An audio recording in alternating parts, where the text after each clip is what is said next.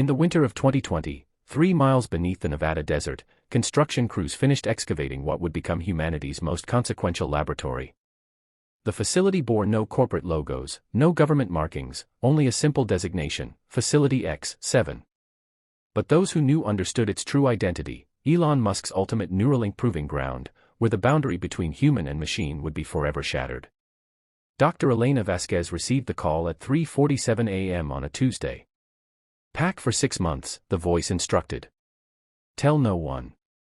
Within hours, she found herself descending in a high-speed elevator, her ears popping as they plunged deeper underground.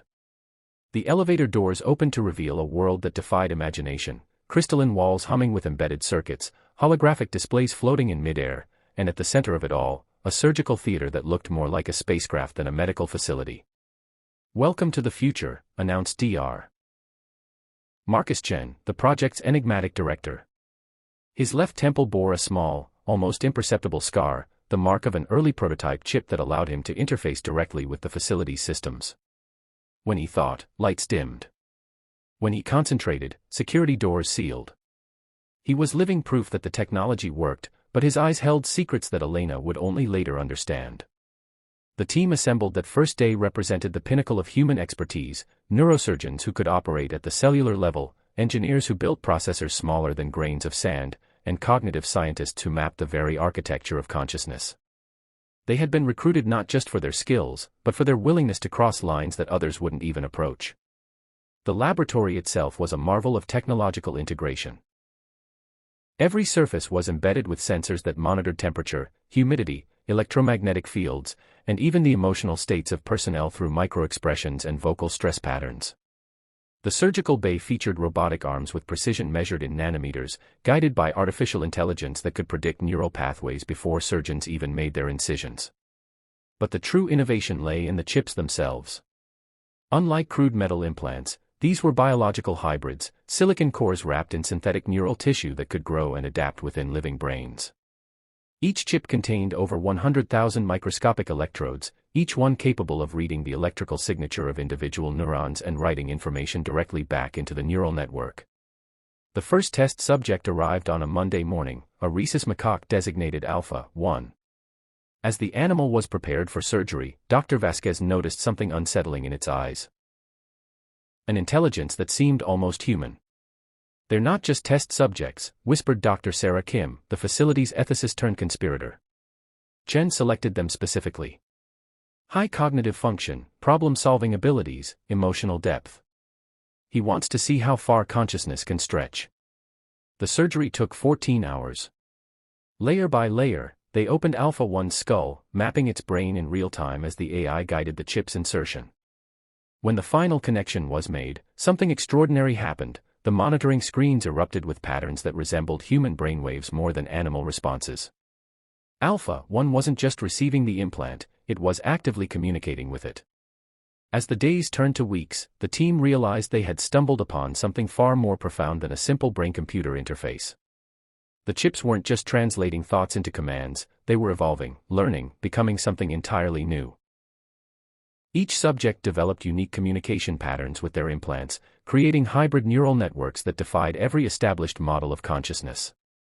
Dr. Chen's true agenda became clear during a late-night briefing in the facility's secure conference room. "We're not just creating tools," he announced, his voice carrying an edge of manic excitement. "We're creating the next phase of evolution. The boundary between biological and artificial intelligence is dissolving, and we are the architects of that transformation."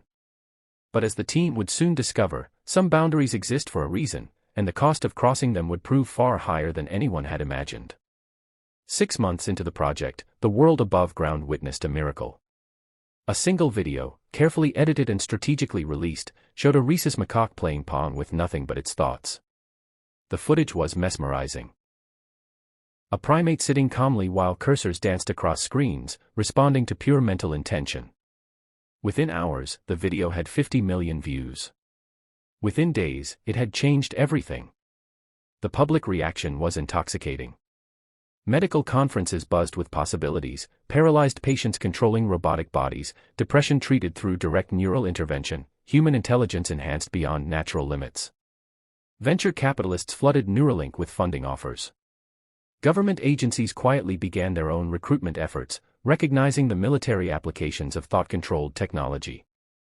But 3 miles underground, a different story was unfolding. The subject in the viral video, designated Prometheus 3, died 4 days after filming.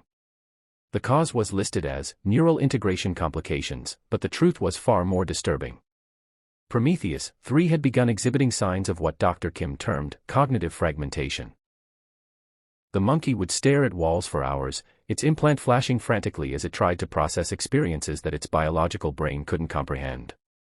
The facility's morgue, hidden behind layers of security clearance, told the real story. Stainless steel drawers held the remains of dozens of subjects, each one a testament to the brutal arithmetic of breakthrough science. Subject Beta 7 had died during surgery when its brain rejected the implant so violently that it triggered a seizure lasting 3 hours. Gamma 12 had lived for 2 weeks, growing increasingly aggressive until it attacked its own reflection, believing the mirror image was controlled by the implant. Dr. Vasquez kept a private journal, encrypted and hidden in her personal server. Her entries from this period revealed a woman watching her own moral compass disintegrate. Delta 4 tried to remove its implant today. Used its fingernails to claw a hole in its skull. The wounds were deep enough to see brain tissue. Chen called it rejection behavior and ordered stronger sedatives. I can't sleep anymore. Every time I close my eyes, I see their faces. The psychological toll on the research team was becoming apparent. Dr. Kim began experiencing panic attacks during procedures. Dr. Martinez, the lead surgeon, developed a tremor in his hands that made delicate operations impossible. Several junior researchers requested transfers, citing philosophical differences with the project's direction. But Chen pushed forward with increasing intensity. He had discovered something in the data that obsessed him, patterns in the neural activity that suggested the implants weren't just interfacing with existing brain functions, they were creating entirely new ones. The chips were growing, literally and figuratively, developing connections that extended beyond their original programming. The breakthrough came through tragedy. Subject Epsilon 9, a particularly intelligent bonobo, began displaying behaviors that defied explanation. It would approach its enclosure's observation window and appear to study the researchers with an intensity that was unsettling. When Dr. Vasquez approached one day, Epsilon 9 pressed its hand against the glass directly opposite hers, maintaining eye contact for several minutes. That night, security footage captured something unprecedented. Epsilon 9 had arranged objects in its enclosure, food containers, toys, bedding, into patterns that resembled circuit diagrams. When researchers examined the arrangements, they realized the bonobo had recreated the exact layout of its own neural implant, complete with connection pathways and processing nodes. The implications were staggering. Either Epsilon 9 had somehow accessed the technical specifications of its implant through the neural interface, or it had developed the ability to perceive its own artificial neural networks. Both possibilities suggested a level of self-awareness that challenged fundamental assumptions about consciousness and identity. Chen's response was immediate and chilling. Increase the complexity of the next-generation chips, he ordered. If they can understand the current technology, we need to push beyond their comprehension. The team realized they were no longer studying brain-computer interfaces, they were engaged in an arms race between human engineering and evolving hybrid consciousness. As the body count mounted and the surviving subjects displayed increasingly unusual behaviors, one question haunted every researcher in the facility: what happens when the created intelligence surpasses the creators? The answer would come through a subject whose designation would become synonymous with the project's darkest secrets: 7 Malawian Kwachas. The subject arrived on a Tuesday, different from the others in ways that weren't immediately apparent. Designated 7 Malawian Kwachas, this rhesus macaque possessed an unusual genetic profile that Dr. Chen had specifically requested from the breeding facility. Its neurons were denser, its synaptic connections more complex, and its problem-solving scores consistently exceeded those of typical test subjects. Dr. Vasquez first noticed something extraordinary during MK7's pre-surgical assessment. While other subjects showed typical stress responses to the laboratory environment, 7 Malawian Kwachas appeared to be actively studying its surroundings. It examined the monitoring equipment, observed the researchers' interactions, and even seemed to recognize the significance of the surgical instruments laid out for its procedure. The implantation surgery proceeded flawlessly, but MK7's post-operative behavior immediately distinguished it from every previous subject.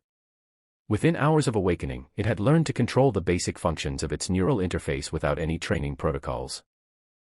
While other subjects required weeks of conditioning to achieve simple cursor movements, 7 Malawian Kwacha's was manipulating complex three-dimensional objects in virtual space on its first attempt. Dr. Kim, monitoring the neural activity patterns, made a discovery that would haunt her for the rest of her career. MK7's brainwaves showed characteristics that had never been observed in any biological organism, synchronized patterns that suggested multiple consciousness centers operating simultaneously.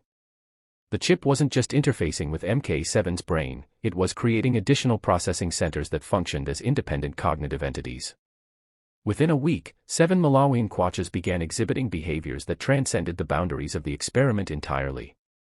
It would position itself at the observation window during shift changes, apparently memorizing the schedules and recognizing individual staff members.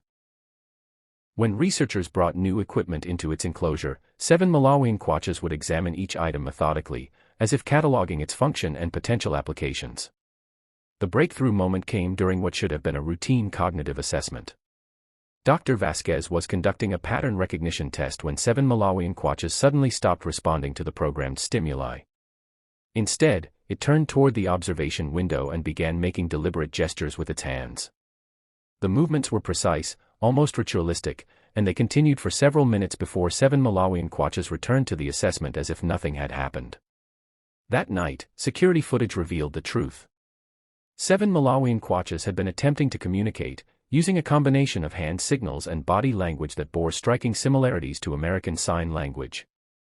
Dr. Kim, who had learned ASL to communicate with her deaf sister, recognized several basic concepts: human, machine, together, and most remarkably, help. The discovery sent shockwaves through the research team. None of the subjects had been exposed to sign language, yet 7 Malawian Kwachas had somehow developed its own communication system that paralleled human linguistic patterns. The implications suggested that the neural interface wasn't just translating existing thoughts, it was enabling the development of entirely new cognitive abilities. Chen's reaction was swift and decisive. He ordered the installation of additional monitoring equipment and began conducting extended sessions with 7 Malawian Kwachas, using the neural interface to probe deeper into its developing consciousness. These sessions revealed something that terrified even the most hardened researchers: 7 Malawian Kwachas was aware of the other subjects' fates, and it was actively trying to prevent its own termination. The final revelation came through an incident that no one had anticipated. During a routine maintenance procedure, a technician accidentally left a tablet computer within MK7's reach. Within minutes, the subject had accessed the device and was navigating its interface with startling proficiency. But what it did next defied every assumption about animal intelligence. 7 Malawian Kwachas began typing. The message was simple but profound: I know what you did to the others. I want to live. Please help me. The words appeared on the screen in perfect English, typed with methodical precision by an animal that had never been taught to read or write. The neural interface had not only enabled 7 Malawian Kwachas to understand human language but had somehow provided it access to vast databases of information through the facility's network connections.